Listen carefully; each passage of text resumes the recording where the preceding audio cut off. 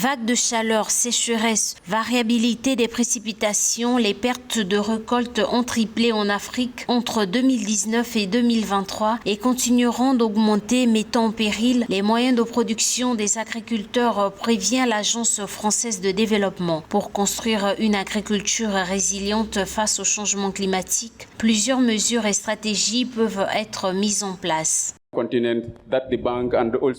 On est très satisfait du partenariat durable de plusieurs décennies que les États-Unis et l'Africa Rice, naturellement, par le programme de la Banque africaine de développement intitulé « Les technologies pour la transformation de l'agriculture africaine ».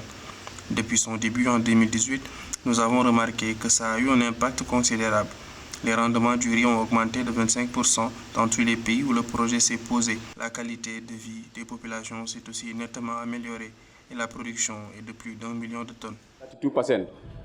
Le groupe d'experts intergouvernemental sur l'évolution du climat informe que les pays africains doivent promouvoir l'utilisation de semences adaptées aux conditions climatiques locales, capables de résister à la sécheresse, aux inondations et aux maladies. L'irrigation efficace et la gestion de l'eau permettra de faire face aux périodes de sécheresse et de pluie extrêmes. Cela peut inclure la construction de réservoirs d'eau, l'utilisation des techniques d'irrigation plus efficaces et la collecte des eaux de pluie.